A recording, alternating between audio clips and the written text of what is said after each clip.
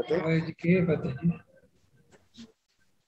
ते अज असी सांझ कर रहे हैं जी फिर एक बार गुरबाणी विचार शेयरिंग ते इस क्लास सैशन की अगवाई कर रहे हैं जी वीर जसमीत सिंह जी फ्रॉम मुंबई। वीर जी असी वेट करते हैं सैटरडेज की ਜਦੋਂ ਆਪ ਜੀ ਦੀ ਕਲਾਸ ਹੋਵੇ ਤੇ ਅਸੀਂ ਰਲ ਮਿਲ ਬੈਠੀਏ। ਤੇ ਹੁਣ ਕਿਉਂਕਿ ਸਿਰਫ 2 ਰਹਿ ਗਏ ਨੇ ਤੇ ਹੁਣ ਜ਼ਿਆਦਾ ਵੇਟ ਹੁੰਦੀ ਹੈ ਕਿ ਕਦੋਂ ਕਲਾਸ ਫਟਾਫਟ ਆਏ। ਤੇ without putting any time let's start the class ਜੀ। ਵਾਹਿਗੁਰੂ ਜੀ ਕਾ ਖਾਲਸਾ ਵਾਹਿਗੁਰੂ ਜੀ ਕੀ ਫਤਿਹ।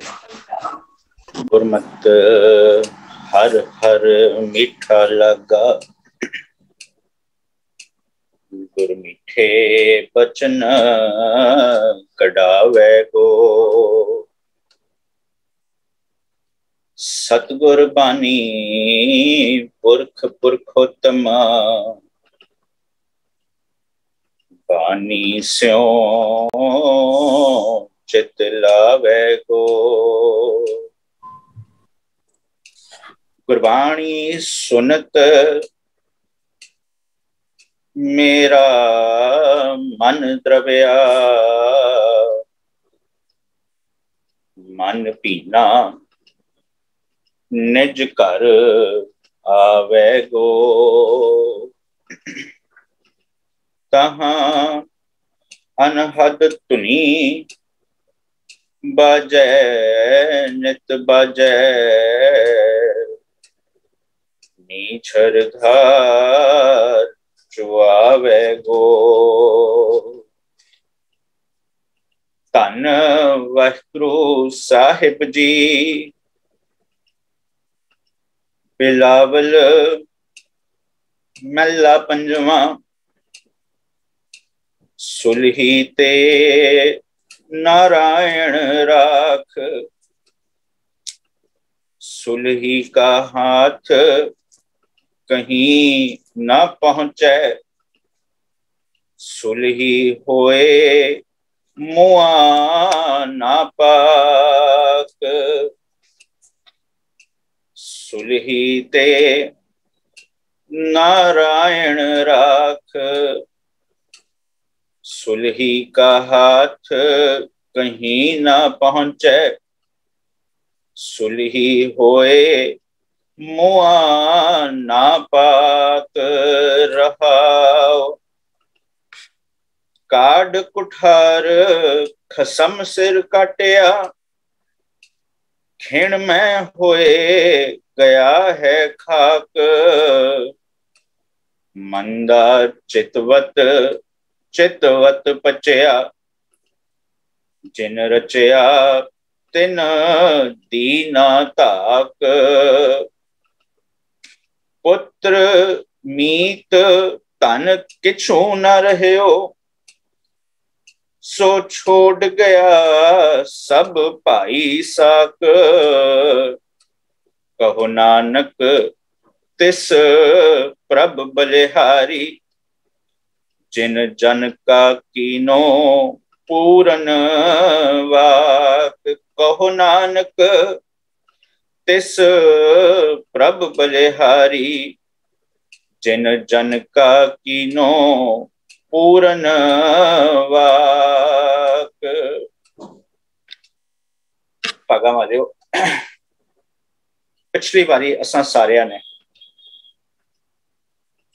मैं सब किछ छोड़ प्रभ तू ही ते आया। गुरु साहब सानू उस शब्द राही की उपदेश बख्शते पए सी, कहानियां चों उच्चे उठ के किवें वो शब्द साडे जीवन में ढुकदा है, समझण दा असां सारियां ने यतन कीता। नाल नाल एक सवाल खड़ा हो गया सी। ਇਹ गल ते असीं सारे बड़े प्यार नाल समझण दी कोशिश सारियां ने कीती सी कि वो शब्द किवें साडे जीवन नाल रिलेट करदा है।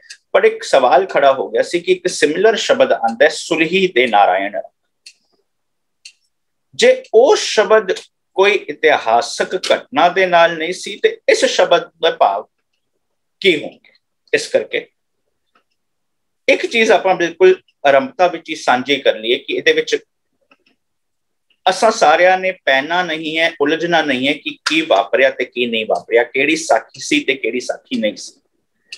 पर एक चीज बिल्कुल स्पष्ट है, गुरु साहब का फैसला है, परथाए साखी महापुरख बोलते सांझी सगल जहान है। सिक्ख्या सारे जहान ते साडे जीवन ते टुकदी है, लागू। साडे नाल एक दुखांत वापरिया कि असी केवल तां केवल साखियां तक सीमित रह गए, केवल तां केवल कहानियां तक सीमित रह गए, केवल तां केवल जो चीज सानू लंबे समय तो दसी जा रही है बस उसनू सत करके मन्नी बैठे, इस करके असी अगे नहीं बढ़ सकते। आओ अज बड़ी ईमानदारी नाल गुरु अर्जन साहब मेरे तुहाडे जीवन बारे इस शब्द राही सानू की उपदेश बख्शदे पए ने समझण दी कोशिश करिए। जिस शब्द का पाठ असां सारियां ने सुनिया ते कीता है, इस शब्द गुरु अर्जन साहब जी की रचना तो उच्चारण किया होया राग बिलावल अंदर श्री गुरु ग्रंथ साहिब जी के पन्ना नंबर 825 ऊपर सुभायमान है। विचार प्रारंभ करन तो पहला और एक बार फिर फतेह नाल सांझ पाइए। आखो जी वाहिगुरु जी का खालसा, वाहिगुरु जी की फतेह। फतेह। सतगुर की बाणी सत स्वरूप है। पर अगे एक नुक्ता है, गुरबाणी बनी है। मसला खड़ा सी गुरबानी बनन दा, इस करके गुरु साहब ने एक चीज और बिल्कुल स्पष्ट कर दी, गोबिंद गोबिंद गोबिंद मई जब ते पेटे साध दयारा तब ते दुर्मत दूर पई। लफ्ज वरते उन्हें गोबिंद गोबिंद गोबिंद मई। ओ भलिया पुरखा जदों तू गोबिंद नूं सिमरिया, जदों तू गोबिंद दे फलसफे नूं समझिया, जदों तू गोबिंद दे फलसफे नूं अपने जीवन दे विच लागू कीता, गोबिंद गोबिंद गोबिंद मई तेरा जीवन भी गोबिंद वर्गा बन गया, गोबिंद स्वरूप बन गया। पर एक प्रॉब्लम वापरी। वो प्रॉब्लम की वापरी, असी गोबिंद दे फलसफे नूं समझिया नहीं, बाबा नानक आखे ए विचार नूं समझिया नहीं, इस करके होया कि ये जगत ममता मुआ। जीवन की विदनाएं, इस जगत नूं सानू बड़े कुछ चीजां बारे बड़ा कुछ पता, बट की नहीं पता। गुरु साहब स्पष्ट करते ने जीवन की विदनाएं, जीवन जीन दा चज नहीं आया, जीवन जीन दा ढंग नहीं आया। इसी करके गुरु ने क्या, किस चीज की लोड़ है, बिन गुर पूरे नाही उधार। बाबा नानक आखे ए विचार, क्योंकि तेनू जीवन जीन की जुगती नहीं आई, चज नहीं आया, ये जगत ममता मुआ जीवन की बिदनाई सी, इस करके की सी, बिन गुर पूरे नाही उधार। तेरा उधार हो ही नहीं सकता। क्यों नहीं हो सकता? क्योंकि असी जिस जगह ते पिछली बारी आके खड़े हुए सी, सानू मोहब्बत हो गई सी। किस चीज नाल?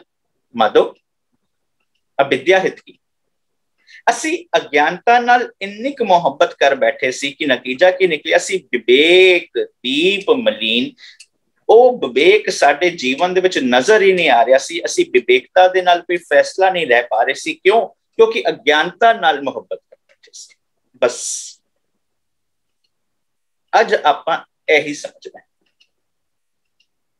मनुख दुनिया दे विच जेड़ा भी काम करदा है, ਉਹਦੇ ਪਿੱਛੇ ਉਹ ਕੰਮ ਕਰਨ ਦੇ ਪਿੱਛੇ ਉਹਦਾ ਮਨੋਰਥ ਹੁੰਦਾ ਹੈ, ਮੈਨੂੰ ਸੁਖ ਮਿਲ ਜਾਏ। ਇਹ ਗੱਲ ਵੱਖਰੀ ਹੈ ਕਿ ਸੁਖ ਦੀ ਪਰਿਭਾਸ਼ਾ ਹਰ ਬੰਦਾ ਆਪਣੀ ਆਪਣੀ ਵੱਖਰੀ ਕਰਦਾ ਹੈ, ਬੇਸਡ ਔਨ ਉਹਦੀ ਰਹਿਣੀ ਕੀ ਹੈ, ਉਹਦੀ ਬਹਿਣੀ ਕੀ ਹੈ, ਉਹਦੀ ਕੀ ਸੋਚ ਹੈ, ਕਿਸ ਜਗ੍ਹਾ ਤੇ ਰਹਿੰਦਾ ਹੈ, ਉਹ ਕਿਸ ਫਾਈਨੈਂਸ਼ੀਅਲ ਸਟੇਟਸ ਤੇ ਖੜਾ ਹੈ। ਹਰ ਬੰਦੇ ਦੀ ਸੁਖ ਦੀ ਪਰਿਭਾਸ਼ਾ ਖੈਰ ਵੱਖਰੀ ਹੋ ਚੁੱਕੀ ਹੈ, ਪਰ ਜੋ ਵੀ ਮਨੁੱਖ ਯਤਨ ਕਰਦਾ ਹੈ ਉਹਦੇ ਪਿੱਛੇ ਬਸ ਇੱਕੋ ਇੱਕ ਯਤਨ ਹੁੰਦਾ ਹੈ, ਮੈਨੂੰ ਸੁਖ ਕਿਵੇਂ ਮਿਲ। पर गुरबानी फिर एक चीज बिल्कुल स्पष्ट करती है। गुरु साहब कहते ने अंधकार सुख कबे ना सोए, राजा रंक दो मिल रोई है। अंधकार दे विच ना भावें कोई राजा होए, भावें कोई रंक होए, भावें जो मर्जी बंदा है, जद तक जीवन दे विच अंधकार है तद तक सुख नहीं आ सकता। अंधकार सुख कबे ना सोए। हुण सुख दा विरोधी की है? दुख। ਹੁਣ ਜਦੋਂ ਅੰਧੇਰੇ ਦੇ ਵਿੱਚ ਸੁੱਖ ਨਹੀਂ ਆ ਸਕਦਾ, ਫਿਰ ਕੀ ਆਏਗਾ? ਦੁੱਖ। ਹੁਣ ਦੁੱਖ ਤੋਂ ਬਚਣ ਦਾ ਜ਼ਰੀਆ ਕੀ ਹੈ? ਗੁਰੂ ਸਾਹਿਬ ਬਿਲਕੁਲ ਸਪਸ਼ਟ ਕਰਦੇ ਨੇ ਕਿ ਦੁੱਖ ਭੰਜਨ ਤੇਰਾ ਨਾਮ ਜੀ। ਦੁੱਖ ਭੰਜਨ ਤੇਰਾ ਨਾਮ, ਪਰ ਇੱਕ ਪਾਸੇ ਹੋਰ ਸਪਸ਼ਟ ਕਰਦੇ ਨੇ, ਦੁੱਖ ਰੋਗ ਸੰਤਾਪ ਉਤਰੈ ਸੁਣੀ ਸੱਚੀ ਬਾਣੀ ਹੈ। ਹੁਣ ਦੁੱਖ ਬਾਣੀ ਦੇ ਨਾਲ ਦੂਰ ਹੋਣਗੇ ਜਾਂ ਦੁੱਖ ਭੰਜਨ ਤੇਰਾ ਨਾਮ ਜੀ ਨਾਮ ਦੇ ਨਾਲ ਦੂਰ ਹੋਣਗੇ? ਇਹਦਾ ਮਤਲਬ ਸਪਸ਼ਟ ਹੋ ਗਿਆ, ਬਾਣੀ ਤੇ ਨਾਮ ਵੱਖੋ ਵੱਖਰੇ ਕਨਸੈਪਟ ਨਹੀਂ ਨੇ।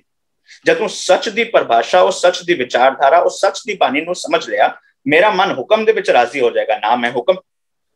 ਜਦੋਂ ਸੱਚ ਦੀ ਆਵਾਜ਼ ਮੈਂ ਸੁਣਾਂਗਾ, ਜਦੋਂ ਆਪਾਂ ਗੱਲ ਆਰੰਭ ਕੀਤੀ, ਸਤਿਗੁਰ ਕੀ ਬਾਣੀ ਸਤ ਸਰੂਪ ਹੈ ਗੁਰਬਾਣੀ ਬਣੀ। ਹੁਣ ਉਹ ਨਾਮ ਬਾਣੀ ਦੇ ਫਲਸਫੇ ਨੂੰ ਮੈਂ ਸਮਝਦਾ ਪਿਆ, ਗੁਰਬਾਣੀ ਬਣਦਾ ਪਿਆ, ਪਰ ਅੱਗੇ ਧਿਆਨ ਦਿਓ, ਸਤਿਗੁਰ ਕੀ ਰੀਸੇ ਹੋਰ ਕੱਚ ਪਿੱਚ ਬੋਲਦੇ।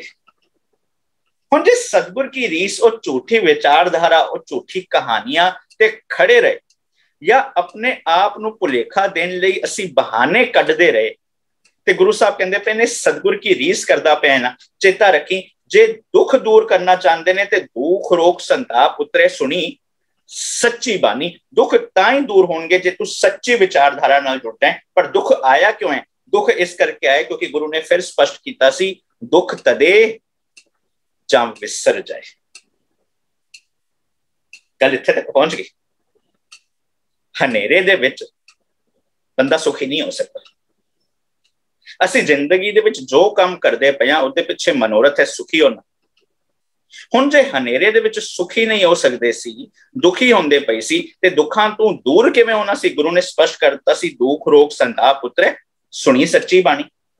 ਪਰ ਅੱਗੇ ਜਾ ਕੇ ਗੁਰੂ ਨੇ ਇਹ ਵੀ ਸਪਸ਼ਟ ਕਰ ਦਿੱਤਾ ਸੀ ਕਿ ਦੁੱਖ ਪਤਾ ਹੋਏਗਾ ਕਦੋਂ? ਦੁੱਖ ਤਦੇ ਜਾਂ ਵਿਸਰ ਜਾਵੇ। ਜੇ ਵਿਸਰ ਗਿਆ ਨਾ ਤਾਂ ਭਲਿਆ ਪੁਰਖਾ ਤੋਂ ਦੁਖੀ ਹੋਏਗਾ। ਹੁਣ ਵਿਸਰਨ ਦਾ ਮਤਲਬ ਕੀ ਹੈ? ਬਾਣੀ ਫਿਰ ਸਪਸ਼ਟ ਕਰ ਦੀ। ਗੁਰੂ ਸਾਹਿਬ ਕਹਿੰਦੇ ਨੇ, ਜਬ ਹਮ ਹੋਤੇ ਤਬ ਤੁਮ ਨਹੀਂ। ਵਿਸਰ ਗਿਆ ਨਾ, ਜਦੋਂ ਹਮ ਵਾਲੇ ਖਿਆਲ ਆ ਗਏ ਤਾਂ ਵਿਸਰ ਗਿਆ। ਵਿਸਰ ਗਿਆ ਤੇ ਨਤੀਜਾ ਕੀ ਨਿਕਲਿਆ? ਦੁੱਖ ਜ਼ਿੰਦਗੀ ਦੇ ਵਿੱਚ ਆ ਗਿਆ। ਹੁਣ ਇਸੀ ਕਰਕੇ ਮਨੁੱਖ ਨੂੰ ਸਭ ਤੋਂ ਵੱਡਾ ਇੱਕ ਰੋਗ ਲੱਗ ਗਿਆ। ਇੱਕ ਪੱਲੇ ਇੱਥੇ ਜਦੋਂ ਵੀ ਕੋਈ ਇੱਕ ਬੱਚੇ ਦਾ ਜਨਮ ਹੋਇਆ, ਬੱਚਾ ਪੈਦਾ ਹੋਇਆ, ਡਾਕਟਰ ਦਾ, ਨਰਸਿਸ ਦਾ ਜਿਹੜਾ ਸਭ ਤੋਂ ਅਹਿਮ ਖਿਆਲ ਉਸ ਵਕਤ ਹੁੰਦਾ ਹੈ, ਉਹ ਇਸ ਪ੍ਰਥਾਏ ਹੁੰਦਾ ਹੈ ਕਿ ਬੱਚਾ ਠੀਕ ਹੈ, ਤੰਦਰੁਸਤ ਹੈ, ਉਹਦੀ ਸਿਹਤ ਠੀਕ ਹੈ, ਕੋਈ ਪਰੇਸ਼ਾਨੀ ਤਾਂ ਨਹੀਂ। ਬਲਕਿ ਬੱਚੇ ਦੇ ਮਾਪਿਆਂ ਨੂੰ ਵੀ ਜਿੱਧਰ ਇਹ ਖੁਸ਼ੀ ਹੁੰਦੀ ਹੈ, ਸਭ ਤੋਂ ਪਹਿਲੇ ਇੱਕ ਚਿੰਤਾ ਹੈ, ਫਿਕਰ ਹੁੰਦਾ ਹੈ ਕਿ ਬੱਚਾ ਸਿਹਤ ਪੱਖੋਂ ਬਿਲਕੁਲ ਤੰਦਰੁਸਤ ਹੈ। ਜਦੋਂ ਪਤਾ ਲੱਗ ਜਾਂਦਾ ਹੈ ਕਿ ਤੰਦਰੁਸਤ ਹੈ, ਤਾਂ ਜਾ ਕੇ ਉਹ ਬਿਲਕੁਲ ਟੈਨਸ਼ਨ ਫ੍ਰੀ ਹੁੰਦੇ ਨੇ। ਉਸ ਤੋਂ ਬਾਅਦ ਜਿਵੇਂ ਜਿਵੇਂ ਬੱਚਾ ਵਧਣਾ ਸ਼ੁਰੂ ਹੋਇਆ, ਮਾਪਿਆਂ ਦੀ ਸਭ ਤੋਂ ਵੱਡੀ ਚਿੰਤਾ ਫਿਕਰ ਕੀ ਹੁੰਦੀ ਹੈ? ਬੱਚਾ ਰੋਗਗ੍ਰਸਤ ਨਾ ਹੋ ਜਾਏ, ਬਿਮਾਰ ਨਾ ਹੋ ਜਾਏ, ਇਹਨੂੰ ਟਾਈਮ ਸਿਰ ਵੈਕਸੀਨੇਸ਼ਨ। ਜਿਵੇਂ ਬੱਚਾ ਹੋਰ ਵੱਡਾ ਹੋਣਾ ਸ਼ੁਰੂ ਹੋਇਆ, ਉਹਨੇ ਰੇਂਗਣਾ ਸ਼ੁਰੂ ਕੀਤਾ। ਘਰ ਵਾਲੇ ਕੀ ਯਤਨ ਕਰਦੇ ਨੇ? ਜਿਹੜੇ ਘਰ ਦੇ ਵਿੱਚ ਇਲੈਕਟ੍ਰਿਕ ਪੁਆਇੰਟਸ ਨੇ ਉਹਨਾਂ ਨੂੰ ਕਵਰ ਕੀਤਾ ਜਾਏ, ਜਿਹੜੀ ਨੋਕੀਲੀਆਂ ਚੀਜ਼ਾਂ ਨੇ ਉਹਨਾਂ ਨੂੰ ਕਿਸੇ ਢੰਗ ਨਾਲ ਕਵਰ ਕੀਤਾ ਜਾਏ। ਕਿਉਂ? ਕਿਉਂਕਿ ਬੱਚੇ ਨੂੰ ਨੁਕਸਾਨ ਹੋ ਸਕਦਾ ਹੈ। ਜਿਵੇਂ ਬੱਚਾ ਹੋਰ ਵੱਡਾ ਹੋਇਆ, ਉਹਨੂੰ ਥੋੜੀ ਸੋਝੀ ਆਣੀ ਸ਼ੁਰੂ ਹੋਈ, ਜਿੱਥੇ ਇੱਕ ਪਾਸੇ ਉਹਦੇ ਮਾਪਿਓ ਨੇ ਉਹਨੂੰ ਇਹ ਸਮਝਾਉਣਾ ਸ਼ੁਰੂ ਕੀਤਾ ਕਿ ਇਹ ਖਾਈ, ਇਹ ਨਾ ਖਾਈ। ਹੁਣ ਅੱਜ ਕੱਲ ਦੇ ਤੇ ਯਾਤਰਾ ਕਰਨ ਦੇ ਸਾਧਨ ਵੱਖਰੇ ਨੇ। ਪੁਰਾਣੇ ਸਮੇਂ ਵਿੱਚ ਕਿਹਾ ਜਾਂਦਾ ਸੀ ਨਾ, ਤੂੰ ਟ੍ਰੇਨ ਵਿੱਚ ਟਰੈਵਲ ਕਰਦਾ ਪਿਆ, ਬੱਸ ਵਿੱਚ ਟਰੈਵਲ ਕਰਦਾ ਪਿਆ, ਖਿੜਕੀ ਦੇ ਬਾਹਰ ਹੱਥ ਨਾ ਕਰ, ਕੋਈ ਹੋਰ ਕੁਝ ਖਾਣ ਦੀ ਚੀਜ਼ ਦੇ ਤੇ ਖਾਈ ਨਾ। ਕਿਉਂ? ਰੋਗ ਨਾ ਹੋ ਜਾਏ। ਬਲਕਿ ਇੰਨਾ ਹੀ ਨਹੀਂ, ਜਿਵੇਂ ਬੱਚੇ ਨੂੰ ਆਪ ਸੋਝੀ ਆਣੀ ਸ਼ੁਰੂ ਹੋਈ, ਬੱਚਾ ਵੀ ਸਭ ਤੋਂ ਵੱਡਾ ਤੁਸੀਂ ਦੇਖੋਗੇ, ਪਹਿਲਾਂ ਉਹ ਅਗਰ ਕੁਝ ਵੀ ਕਰਦਾ ਪਿਆ ਉਹਨੂੰ ਪਰਵਾਹ ਨਹੀਂ, ਪਰ ਜਦੋਂ ਸੋਝੀ ਆਣੀ ਸ਼ੁਰੂ ਹੋਈ, ਉਹਨੂੰ ਇਹ ਚਿੰਤਾ ਫਿਕਰ ਹੋ ਜਾਂਦੀ ਕਿ ਮੈਂ ਪਲੰਗ ਤੋਂ ਥੱਲੇ ਉਤਰਨਾ ਹੈ, ਇਹ ਨਾ ਹੋ ਜਾਏ ਮੇਰੇ ਪੈਰ ਪਹੁੰਚਦੇ ਨਹੀਂ ਪਏ, ਮੈਂ ਥੱਲੇ ਡਿੱਗ ਨਾ ਪਾਵਾਂ। ਬੱਚੇ ਨੂੰ ਵੀ ਇਹ ਚਿੰਤਾ ਕਿ ਉਹਨੂੰ ਲੱਗ ਨਾ ਜਾਏ। ਜਿਵੇਂ ਜਿਵੇਂ ਹੋਰ ਵੱਡਾ ਹੋਇਆ, ਮਨੁੱਖ ਨੂੰ ਸਕੂਲਾਂ ਦੇ ਵਿੱਚ, ਕਾਲਜਾਂ ਦੇ ਵਿੱਚ ਇਹ ਸਿੱਖਿਆ ਦਿੱਤੀ ਗਈ ਕਿ ਤੁਸੀਂ ਇਹ ਵਾਲਾ ਜੀਵਨ ਜੀਓਗੇ, ਇਹ ਵਾਲਾ ਕਿਰਦਾਰ ਰੱਖੋਗੇ, ਤਾਂ ਜਾ ਕੇ ਤੁਹਾਨੂੰ ਇਹ ਵਾਲੇ ਰੋਗ ਨਹੀਂ ਲੱਗਣੇ, ਨਹੀਂ ਤੇ ਤੁਸੀਂ ਰੋਗਗ੍ਰਸਤ ਹੋ ਜਾਓਗੇ। ਜਿਵੇਂ ਬੰਦਾ ਹੋਰ ਵੱਡਾ ਹੋਇਆ, ਉਹਨੇ ਫੈਸਲੇ ਲੈਣੇ ਸ਼ੁਰੂ ਕੀਤੇ, ਮੈਂ ਕਿਹੜੇ ਸ਼ਹਿਰ ਦੇ ਵਿੱਚ ਰਹਾਂ, ਕਿਹੜੀ ਜਗ੍ਹਾ ਤੇ ਰਹਾਂ, ਜਿੱਥੇ ਉਹ ਆਪਣਾ ਆਂਢ ਗੁਆਂਢ ਵੇਖਦਾ, ਉੱਥੇ ਨਾਲ ਨਾਲ ਉਹ ਇੱਕ ਚੀਜ਼ ਜ਼ਰੂਰ ਵੇਖਦਾ, ਜਿਸ ਜਗ੍ਹਾ ਤੇ ਮੈਂ ਰਹਿੰਦਾ ਉਸ ਜਗ੍ਹਾ ਤੇ ਮੈਡੀਕਲ ਇਨਫਰਾਸਟ੍ਰਕਚਰ ਹੈ ਕਿ ਨਹੀਂ ਹੈ। ਕਿਉਂ? ਬਿਮਾਰ ਹੋ ਗਿਆ ਤੇ ਲੋੜ ਪਏਗੀ, ਬਿਮਾਰ ਨਾ ਹੋ ਜਾਏ। ਜਦੋਂ ਮਨੁੱਖ ਹੋਰ ਵੱਡਾ ਹੋਣਾ ਸ਼ੁਰੂ ਹੋਇਆ, ਬੁੱਢਾ ਹੋਣਾ ਸ਼ੁਰੂ ਹੋਇਆ, ਉਹਦਾ ਸਭ ਤੋਂ ਵੱਧ એનર્ਜੀ, ਟਾਈਮ, ਐਫਰਟ ਇਸ ਚੀਜ਼ ਵਿੱਚ ਰਿਹਾ ਕਿ ਕੀ ਮੈਂ ਖਾਵਾਂ, ਕੀ ਮੈਂ ਨਾ ਖਾਵਾਂ, ਜਿਸ ਕਰਕੇ ਬਿਮਾਰ ਨਾ ਹੋਵਾਂ। ਹੱਦ ਹੋ ਗਈ। ਬਚਪਨ ਤੋਂ ਲੈ ਕੇ ਬੁਢਾਪੇ ਤੱਕ ਮਨੁੱਖ ਨੇ ਜਿਸ ਚੀਜ਼ ਦੇ ਪ੍ਰਤੀ ਸਭ ਤੋਂ ਵੱਧ ਫੋਕਸ ਪਾਇਆ ਉਹ ਕੀ ਸੀ? ਮੈਨੂੰ ਰੋਗ ਨਾ ਲੱਗੇ। ਪਰ ਗੁਰੂ ਹੁਣ ਇੱਕ ਚੀਜ਼ ਸਪਸ਼ਟ ਕਰਦਾ ਪਿਆ। ਗੁਰੂ ਕਹਿੰਦਾ ਪਿਆ, ਜੋ ਜੋ ਦਿਸੈ ਸੋ ਸੋ ਰੋਗੀ। ਹੱਦ ਹੋ ਗਈ। ਬਚਪਨ ਤੋਂ ਰਹਿ ਕੇ ਮਰਨ ਤੱਕ ਮੈਂ ਕੋਸ਼ਿਸ਼, ਯਤਨ ਹੀ ਇਸ ਚੀਜ਼ ਦੇ ਕੀਤੇ ਕਿ ਮੈਨੂੰ ਰੋਗ ਨਾ ਲੱਗੇ। ਪਰ ਗੁਰੂ ਕਹਿੰਦੇ ਪਏ ਨੇ, ਜੋ ਜੋ ਦਿਸੈ ਸੋ ਸੋ ਰੋਗੀ। ਹੁਣ ਰੋਗ ਵੱਖਰਾ ਹੈ ਨਾ। ਰੋਗ ਕਿਹੜਾ ਹੈ? ਗੁਰੂ ਸਾਹਿਬ ਨੇ ਸਪਸ਼ਟ ਕੀਤਾ ਕਿ ਹਉਮੈ ਰੋਗ ਮਾਨੁਖ ਕੋ ਦੀਨਾ, ਕਾਮ ਰੋਗ ਮੈਂ ਗਲ ਬਸ ਲੀਨਾ, दृष्ट रोग पच मुए पतंगा, नाद रोग खप गए कुरंगा, जो जो दिसै सो सो रोगी। जो दिसदा है वो रोगी है। मनुख नूं किहड़ा रोग लग पिया? हौमे दा, अपनी होंद दा। बल्कि गुरु साहब ताईं तां स्पष्ट करदे ने, हौमे इह जात है, हौमे दी यह निशानी है। हौमे कर्म कमाए। हौमे दी यह निशानी है कि बंदा ਉਹੀ ਕੰਮ ਕਰੇਗਾ ਜਿਸ ਕੰਮ ਕੀਤਿਆਂ ਉਹਦੀ ਹੋਣ ਨੂੰ ਪੱਠੇ ਪੈਣ। ਮਨੁੱਖ ਕੋਈ ਚੰਗਾ ਕੰਮ ਵੀ ਕਰੇਗਾ ਨਾ, ਉਹਦਾ ਇਹ ਯਤਨ ਹੋਏਗਾ ਕਿਵੇਂ ਮੇਰੀ ਫੋਟੋ, ਮੇਰੀ ਵੀਡੀਓ ਇਮੀਡੀਏਟਲੀ ਸੋਸ਼ਲ ਮੀਡੀਆ ਤੇ ਜਾਏ, ਦੁਨੀਆ ਨੂੰ ਪਤਾ ਤੇ ਲੱਗੇ ਮੈਂ ਕਿੰਨਾ ਚੰਗਾ ਕੰਮ ਕਰਦਾ ਪਿਆ। ਮੈਂ ਸੋਚਦਾ ਜੇ ਗੁਰੂ ਨਾਨਕ ਇਹੋ ਜੀ ਸੋਚ ਲੈ ਕੇ ਹੁੰਦੇ ਕਿ ਮੈਂ ਕੋਈ ਸੱਜਣ ਨੂੰ ਤਾਰਨ ਜਾਣਦਾ ਪਿਆ, ਦੁਨੀਆ ਨੂੰ ਪਤਾ ਲੱਗੇ ਕਿ ਦੇਖੋ ਮੈਂ ਕਿੰਨਾ ਚੰਗਾ ਕੰਮ ਕਰਦਾ, ਮੇਰੇ ਵਰਗੇ ਬੰਦਿਆਂ ਦਾ ਕੀ ਵਾਪਰਨਾ ਸੀ। ਪਰ ਅਸੀਂ ਜਦੋਂ ਵੀ ਕੋਈ ਛੋਟੀ ਜਿਹੀ ਚੀਜ਼ ਵੀ ਕਰਨ ਦੀ ਕੋਸ਼ਿਸ਼ ਕਰਦੇ ਹਾਂ, ਸਾਡੇ ਯਤਨ ਇਹ ਹੁੰਦੀ ਹੈ ਬਸ ਦੁਨੀਆ ਨੂੰ ਪਤਾ ਲੱਗੇ ਕਿ ਮੈਂ ਚੱਜ ਦਾ ਕੰਮ ਕਰਦਾ ਪਿਆ। ਪਰ ਗੁਰੂ ਸਾਹਿਬ ਕਹਿੰਦੇ ਪਏ ਨੇ, ਪਤਾ ਕੀ ਹੈ? ਹਉਮੈ ਇਹ ਜ਼ਾਤ ਹੈ, ਹਉਮੈ ਦੀ ਇਹ ਨਿਸ਼ਾਨੀ ਹੈ। ਹੋਰ ਇੱਕ ਐਗਜ਼ਾਮਪਲ ਲੈ ਲਈਏ। ਅਸੀਂ ਨਾ, ਜੋ ਮੈਂ ਪਿਛਲੀ ਵਾਰੀ ਵੀ ਅਰਜ਼ ਕੀਤੀ ਸੀ ਨਾ, ਅਸੀਂ ਗੁਰੂ ਦੇ ਭਗਤ ਨਹੀਂ ਬਣੇ, ਅਸੀਂ ਪ੍ਰਚਾਰਕਾਂ ਦੇ ਭਗਤ। ਇਸ ਕਰਕੇ ਜਦੋਂ ਕੋਈ ਹੋਰ ਚੱਜ ਦੀ ਗੱਲ ਵੀ ਕਰੇ ਨਾ, ਸਾਨੂੰ ਉਹ ਚੱਜ ਦੀ ਗੱਲ ਵੀ ਚੰਗੀ ਨਹੀਂ ਲੱਗਦੀ। ਕਿਉਂ? ਕਿਉਂਕਿ ਇਹ ਉਹ ਬੰਦਾ ਜੋ ਮੈਂ ਜਿਸ ਪ੍ਰਚਾਰਕ ਨੂੰ ਮੰਨਦਾ ਜਾਂ ਮੈਂ ਜਿਸ ਜਥੇਬੰਦੀ ਨੂੰ ਮੰਨਦਾ, ਇਹ ਤੇ ਉਸਦਾ ਵਿਰੋਧੀ ਹੈ। ਇਸ ਕਰਕੇ ਕੋਈ ਚੱਜ ਦੀ ਗੱਲ ਕਰਦਾ ਪਿਆ ਨਾ, ਮੈਨੂੰ ਉਹ ਵੀ ਪਰਵਾਹ ਨਹੀਂ। ਹਉਮੈ ਇਹ ਜ਼ਾਤ ਹੈ, ਹਉਮੈ ਦੀ ਇਹ ਨਿਸ਼ਾਨੀ ਹੈ ਕਿ ਹਉਮੈ ਕਰਮ ਕਮਾਏ। ਜੋ ਜੋ ਮੈਂ ਕੰਮ ਕਰਾਂਗਾ ਨਾ, ਉਹ ਹੋਣ ਲਈ ਕਰਾਂਗਾ। ਉਹ ਕੰਮ ਕੀਤਿਆਂ, ਜਿਸ ਕੰਮ ਕੀਤਿਆਂ ਮੇਰੇ ਹੋਣ ਨੂੰ ਪੱਠੇ ਪਏ। ਬਲਕਿ ਬਾਬਾ ਕਬੀਰ ਤੇ ਨਾ ਲੜੀਵਾਰ ਸ਼ਲੋਕ ਹੀ ਇਸ ਪ੍ਰਥਾਏ ਉਚਾਰਨ ਕਰਦੇ ਨੇ। ਬਾਬਾ ਕਬੀਰ ਕਹਿੰਦੇ ਨੇ, ਕਬੀਰ ਜਾਂ ਦਿਨ ਹਉ ਮੂਆ ਪਾਛੈ ਭਇਆ ਆਨੰਦ। ਜਿਸ ਦਿਨ ਨਾ ਮੈਂ ਆਪਣੀ ਹਉ ਨੂੰ ਕੰਟਰੋਲ ਕਰਨਾ ਸਿੱਖ ਲਿਆ। ਹਉ ਨੂੰ ਮਾਰਨ ਦਾ ਭਾਵ ਹੈ ਇਹ ਨਹੀਂ ਹੋਣਾ ਚਾਹੀਦਾ ਤਾਂ ਉਹਨੂੰ ਜੋ ਕੁਦਰਤੀ ਚੀਜ਼ਾਂ ਹੁਣ, ਕਾਮ, ਕ੍ਰੋਧ, ਲੋਭ, ਅਹੰਕਾਰ, ਸਾਡੀ ਕੀ ਔਕਾਤ ਉਹਨਾਂ ਨੂੰ ਮਾਰ ਸਕੇ। ਮਾਰਨ ਦਾ ਭਾਵ ਹੈ, ਜਿਵੇਂ ਗੁਰੂ ਸਾਹਿਬ ਕਹਿੰਦੇ ਪਏ ਨੇ, ਮਨ ਨੂੰ ਮਾਰਨਾ ਭਾਵ ਹੈ ਕੰਟਰੋਲ ਕਰ ਲੈ। ਜ਼ਿੰਦਗੀ ਦੇ ਵਿੱਚ ਕੌਨਫੀਡੈਂਸ ਰਹੇ। ਦੇਖੀ ਉਹ ਦਹਲੀਜ਼ ਪਾਰ ਕਰ ਗਈ ਤੇ ਈਗੋ ਬਣ ਜਾਏਗੀ। ਜੇ ਤੇਰੇ ਜੀਵਨ ਵਿੱਚ ਕੌਨਫੀਡੈਂਸ ਹੀ ਨਹੀਂ ਹੈ ਤੇ ਫਿਰ ਤੂੰ ਕੁਝ ਕਰ ਹੀ ਨਹੀਂ ਪਾਏਗਾ। ਕੌਨਫੀਡੈਂਸ ਹੋਏ, ਜਦੋਂ ਈਗੋ ਬਣ ਗਈ ਤੂੰ ਕਿਸੇ ਦੀ ਚੱਜ ਦੀ ਗੱਲ ਵੀ ਨਹੀਂ ਸੁਣ ਸਕੇਗਾ। ਪਰ ਕੌਨਫੀਡੈਂਸ ਹੋਏਗਾ, ਤੈਨੂੰ ਪਤਾ ਹੋਏਗਾ ਤੂੰ ਕਿਸ ਨੂੰ ਸੁਣਨਾ ਤੇ ਕਿਸ ਨੂੰ ਨਹੀਂ ਸੁਣਨਾ। ਅੱਜ ਅਸੀਂ ਇਹ ਚੀਜ਼ ਵੀ ਸਮਝ ਨਹੀਂ ਪਾ ਰਹੇ, ਕਿਸ ਨੂੰ ਸੁਣੀਏ ਕਿਸ ਨੂੰ ਨਾ ਸੁਣੀਏ। ਪਰ ਬਾਬਾ ਕਬੀਰ ਕਹਿੰਦੇ ਪਏ ਨੇ, ਇਹ ਕਾਰਨ ਹੈ ਦੁਖੀ ਹੋਣ ਦਾ। ਪਰ ਜਿਸ ਦਿਨ ਤੂੰ ਹਉ ਨੂੰ ਮਾਰਤਾ, ਕਬੀਰ ਜਾਂ ਦਿਨ ਹਉ ਮੂਆ, ਉਸ ਤੋਂ ਬਾਅਦ ਕੀ ਹੋਏਗਾ? ਬਾਬਾ ਕਬੀਰ ਕਹਿੰਦੇ ਪਏ ਨੇ, ਪਾਛੈ, ਉਸ ਤੋਂ ਬਾਅਦ ਪਾਛੈ ਭਇਆ ਆਨੰਦ, ਮੋਹਿ ਮਿਲਿਓ ਪ੍ਰਭ ਆਪਣਾ, ਸੰਗੀ ਭਜੈ ਗੋਬਿੰਦ। ਹੋ ਕੀ ਗਿਆ? ਮੈਨੂੰ ਰੱਬ ਮਿਲ ਪਿਆ। ਹੁਣ ਮੈਂ ਦੁਖੀ ਕਿਉਂ ਸੀ? ਦੁੱਖ ਤਦੇ ਜਾਂ ਵਿਸਰ ਜਾਵੇ। ਦੁੱਖ ਹੀ ਤਾਂ ਸੀ ਜਦੋਂ ਵਿਸਰ ਜਾਏਗਾ। ਜਦੋਂ ਹਉ ਮਰ ਗਈ, ਮੈਨੂੰ ਰੱਬ ਮਿਲ ਪਿਆ। ਭਾਵ ਦੁਖੀ ਹੋਣ ਦਾ ਕਾਰਨ ਕੀ ਸੀ? ਮੇਰੀ ਹਉ। ਬਾਬਾ ਕਬੀਰ ਕਹਿੰਦੇ ਨੇ ਇਸ ਕਰਕੇ ਅਗਲੇ ਸ਼ਲੋਕ ਵਿੱਚ, ਬਾਬਾ ਕਬੀਰ ਕਹਿੰਦੇ ਨੇ, ਕਬੀਰ सब ते हम बुरे। दिस डज नॉट मीन मैं सबसे बुरा हूं, मेरे से अच्छे सारे लोग हैं। No no no no. Baba Kabir कहते पे ने, कबीर सब ते हम बुरे। ए जो हम वाले ख्याल ने ना, मेरा प्रचारक, मेरी जिंदगी, मेरा शहर, मेरी कार, मेरी वोटी, मेरे बच्चे, मेरा लाइफस्टाइल, मेरा प्रचारक, मेरी जत्थेबंदी, ਉਹ ਤੇਰੀ ਦੁੱਖ ਦਾ ਕਾਰਨ ਹੈ। ਇਸ ਕਰਕੇ ਕਹਿੰਦੇ ਪਏ ਨੇ ਸਭ ਤੇ ਹਮ ਬੁਰੇ, ਸਭ ਤੋਂ ਵੱਡੇ ਜਿਹੜੇ ਬੁਰੀ ਚੀਜ਼ ਹੈ ਉਹ ਹਮ ਵਾਲੀ ਖਿਆਲ ਹੈ। ਕਬੀਰ ਸਭ ਤੇ ਹਮ ਬੁਰੇ, ਬਾਬਾ ਕਬੀਰ ਫਿਰ ਕੀ ਕਰੀਏ? ਬਾਬਾ ਕਬੀਰ ਕਹਿੰਦੇ ਨੇ ਹਮ ਤਜ, ਇਹ ਜਦੋਂ ਤੂੰ ਹਮ ਵਾਲੇ ਖਿਆਲ ਤਜ ਦਿੱਤੇ, ਪਤਾ ਹੋਏਗਾ ਕਿ ਭਲੋ ਸਭ ਕੋਏ ਜਿਨ ਐਸਾ ਕਰ ਬੂਝਿਆ, ਮੀਤ ਹਮਾਰਾ ਸੋਏ। ਬਾਬਾ ਕਬੀਰ ਪਰ ਅੱਗੇ ਚੇਤਾਵਨੀ ਦਿੰਦੇ ਨੇ। ਬਾਬਾ ਕਬੀਰ ਕਹਿੰਦੇ ਨੇ ਪਤਾ ਇੱਕ ਚੀਜ਼ ਚੇਤਾ ਰੱਖੀ, ਤੈਨੂੰ ਨਾ ਪਤਾ ਵੀ ਨਹੀਂ ਲੱਗਣਾ ਤੈਨੂੰ ਕਿਹੜੇ ਕਿਹੜੇ ਰੂਪ ਦੇ ਵਿੱਚ ਹੋਂ ਆ ਕੇ ਅਟੈਕ ਕਰਦੀ ਪਈ ਹੈ। ਬਾਬਾ ਕਬੀਰ ਅਗਲੇ ਸ਼ਲੋਕ ਵਿੱਚ ਕਹਿੰਦੇ ਨੇ, ਬਾਬਾ ਕਬੀਰ ਕਹਿੰਦੇ ਨੇ ਕਬੀਰ ਆਈ ਮੁਝੇ ਪੈ ਅਨਕ ਕਰੇ ਕਰ ਭੇਸ। ਇਹ ਜਿਹੜੀ ਹੋਂ ਹੈ ਨਾ ਬੜੇ ਭੇਖ ਧਾਰਨ ਕਰਕੇ ਤੇਰੇ ਕੋਲ ਆਂਦੀ ਹੈ। ਕਿਸੇ ਕੋਲ ਆਪਣੇ ਗਿਆਨ ਦਾ ਹੋਂ, ਕਿਸੇ ਕੋਲ ਆਪਣੇ ਪੈਸੇ ਦਾ ਹੋਂ, ਕਿਸੇ ਕੋਲ ਆਪਣੇ ਰੂਪ ਦਾ ਹੋਂ, ਕਿਸੇ ਕੋਲ ਜਿਸ ਜਗ੍ਹਾ ਤੇ ਉਹ ਕੰਮ ਕਰਦਾ ਹੈ ਉਹਦਾ ਹੋਂ, ਕਿਸ ਨੂੰ ਇੱਕ ਪੱਲੀ ਰੋਕਾ ਮੈਂ। ਜਿਹੜਾ ਸਭ ਤੋਂ ਵੱਡੀ ਪ੍ਰੋਬਲਮ, ਸਭ ਤੋਂ ਵੱਡਾ ਹੋਂ ਹੈ ਨਾ, ਉਹ ਹੈ ਧਰਮ ਦੇ ਨਾਮ ਤੇ। ਬੰਦਾ ਆਪ 3 ਵਜੇ ਉੱਠਦਾ ਹੋਏ, 4 ਵਜੇ ਉੱਠਦਾ ਹੋਏ, ਘਰ ਵਾਲੇ ਅਗਰ 7 ਵਜੇ ਉੱਠਦੇ ਹੋਣ ਨਾ, ਉਹਨਾਂ ਨੂੰ ਉਹ ਨੀਵਾਂ ਸਮਝਦਾ ਹੈ ਕਿ ਮੈਂ ਬੜਾ ਧਰਮ, ਮੈਂ ਬੜਾ ਸਿਆਣਾ। ਕਿਉਂ? ਕਿਉਂਕਿ ਹੋਂ ਆ ਕੇ ਖੜੀ ਹੋ ਗਈ। ਮੈਂ ਸਾਲ ਦੇ ਵਿੱਚ 4 ਯਾਤਰਾਵਾਂ ਕਰਕੇ ਆਇਆ, ਤੁਸੀਂ ਯਾਤਰਾਵਾਂ ਤੇ ਨਹੀਂ ਗਏ। ਹੋਂ ਸਭ ਤੋਂ ਵੱਡਾ, ਸਭ ਤੋਂ ਪਰੇਸ਼ਾਨ ਕਰਨ ਵਾਲਾ ਕੋਈ ਰੋਗ ਹੈ, ਉਹ ਹੈ ਹੋਂ। ਪਰ ਸਭ ਤੋਂ ਜ਼ਿਆਦਾ ਹੋਂ ਵੀ ਤਦ ਲੱਗਦਾ ਹੈ ਜਦੋਂ ਅਸੀਂ ਧਰਮ ਦੇ ਨਾਮ ਤੇ ਕਰਮ ਕਰਦੇ ਪਏ ਹਾਂ, ਧਰਮ ਦਾ ਅਸਲੀ ਫਲਸਫਾ ਨਹੀਂ ਸਮਝ ਸਕੇ। ਤਾਂ ਹੀ ਤਾਂ ਗੁਰੂ ਨੇ ਕਿਹਾ ਹਉਮੈ ਦੀਰਘ ਰੋਗ ਹੈ। ਪਰ ਇੱਕ ਚੀਜ਼ ਹੈ ਦਾਰੂ ਪੀ ਇਸ ਮਾਏ, ਬਲਕਿ ਗੁਰੂ ਨੇ ਇੱਕ ਚੀਜ਼ ਹੋਰ ਸਪਸ਼ਟ ਕੀਤਾ ਸੀ।